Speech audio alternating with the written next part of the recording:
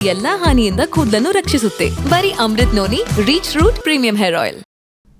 ರಾಜ್ಯದಲ್ಲಿ ಮೊದಲ ಹಂತದ ಚುನಾವಣೆ ಮುಕ್ತಾಯ ಹಿನ್ನೆಲೆಯಲ್ಲಿ ಮಸ್ಟರಿಂಗ್ನಿಂದ ಸ್ಟ್ರಾಂಗ್ ರೂಮ್ಗೆ ಮತಯಂತ್ರಗಳು ಶಿಫ್ಟ್ ಆಗಿವೆ.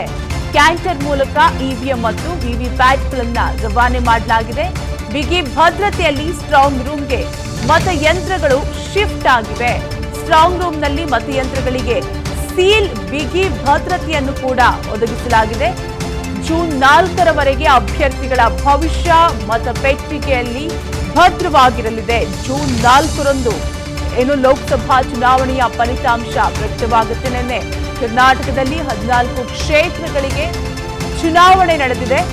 ಈಗ ರಾಜ್ಯದಲ್ಲಿ ಮೊದಲ ಹಂತದ ಚುನಾವಣೆ ಮುಕ್ತಾಯವಾಗಿರುವ ಹಿನ್ನೆಲೆಯಲ್ಲಿ ಮಸ್ಟರಿಂಗ್ನಿಂದ ಸ್ಟ್ರಾಂಗ್ ರೂಮ್ಗೆ ಮತಯಂತ್ರಗಳನ್ನ ಶಿಫ್ಟ್ ಮಾಡಲಾಗಿದೆ. ಕ್ಯಾಂಟರ್ ಮೂಲಕ ಇವಿಎಂ ಮತ್ತು ವಿವಿಪ್ಯಾಟ್ಗಳ ರವಾನೆ ಮಾಡಲಾಗಿದೆ. ಬಿಗಿ ಭದ್ರತೆಯಲ್ಲಿ ಸ್ಟ್ರಾಂಗ್ ರೂಮ್ಗೆ ಮತಯಂತ್ರಗಳನ್ನ ಶಿಫ್ಟ್ ಮಾಡಲಾಗಿದ್ದು, ಸ್ಟ್ರಾಂಗ್ ರೂಮ್ಗಳಲ್ಲಿ ಮತಯಂತ್ರಗಳಿಗೆ ಸೀಲ್ ಮತ್ತೆ ಕಂಪ್ಲೀಟ್ ಬಿಗಿ ಭದ್ರತೆಯನ್ನ ಒದಗಿಸಲಾಗಿದೆ. ಜೂನ್ 4ರವರೆಗೂ ಕೂಡ ಅಭ್ಯರ್ಥಿಗಳ ಭವಿಷ್ಯ ಮತಗಟ್ಟೆಯಲ್ಲಿ ಭದ್ರವಾಗಿರಲಿದೆ. ಒಟ್ಟಾರೆಯಾಗಿ ಜೂನ್ 4ರಂದು ಲೋಕಸಭಾ ಚುನಾವಣಾ ಫಲಿತಾಂಶ ಪ್ರಕಟವಾಗಲಿದೆ. ಅಭ್ಯರ್ಥಿಗಳ ಭವಿಷ್ಯ ನಿರ್ಧಾರವಾಗಲಿದೆ.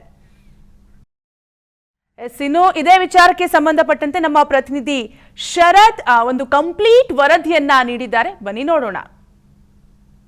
ಲೋಕಸಭಾ ಚುನಾವಣಾ ಹಿನ್ನೆಲೆಯಲ್ಲಿ ಕರ್ನಾಟಕದಲ್ಲಿ ಮೊದಲನೇ ಹಂತದ ಮತದಾನ ಈಗಾಗಲೇ ಮುಕ್ತಾಯವಾಗಿದೆ. ಮತದಾನ ಮುಕ್ತಾಯವಾದ ನಂತರ ಮತಯಂತ್ರಗಳನ್ನ ಡಿಮಸ್ಟರಿಂಗ್ ಸೆಂಟರ್ಗೆ ತಲುಪಿಸಲಾಗುತ್ತೆ. ಡಿಮಸ್ಟರಿಂಗ್ ಸೆಂಟರ್ಗಳಿಂದ ಸ್ಟ್ರಾಂಗ್ ರೂಮ್ಗೆ ತಲುಪಿಸಲಾಗುತ್ತೆ.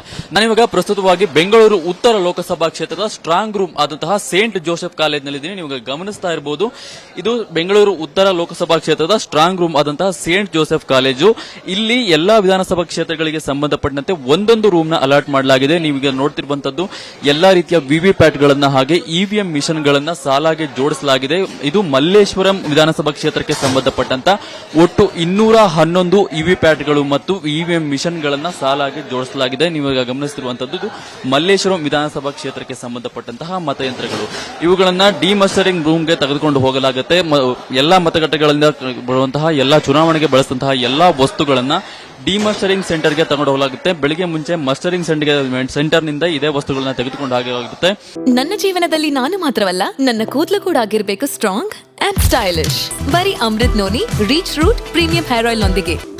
Reach root premium hair oil ನಂತರ ಡಿಮಸ್ಟರಿಂಗ್ ಸೆಂಟರ್ಗೆ ತಂದು ಎಲ್ಲಾ ಚುನಾವಣೆಗೆ ಬಳಸಿದಂತಹ ವಸ್ತುಗಳನ್ನ ಬೇರ್ಪಡಿಸಲಾಗುತ್ತೆ. ಹಾಗೆ ಇವಿಎಂ ಮತ್ತೆ ವಿವಿಪ್ಯಾಟ್ ಮಿಷನ್ ಗಳನ್ನ ಎಲ್ಲಾ ರೀತಿಯ ಎಲ್ಲಾ ಭದ್ರತೆಯೊಂದಿಗೆ ಕ್ಯಾಂಟರ್ಗಳ ಮೂಲಕ ಇಲ್ಲಿಗೆ ತೆಗೆದುಕೊಂಡು ಬರಲಾಗುತ್ತೆ. ಕ್ಯಾಂಟರ್ ಮೂಲಕ ತೆಗೆದುಕೊಂಡು ಬಂದು ಸ್ಟ್ರಾಂಗ್ ರೂಮ್ ಆದಂತಹ ಇದು ಮಲ್ಲೇಶ್ವರಂ ವಿಧಾನಸಭಾ ಕ್ಷೇತ್ರಕ್ಕೆ ಸಂಬಂಧಪಟ್ಟಂತಹ ಸ್ಟ್ರಾಂಗ್ ರೂಮ್.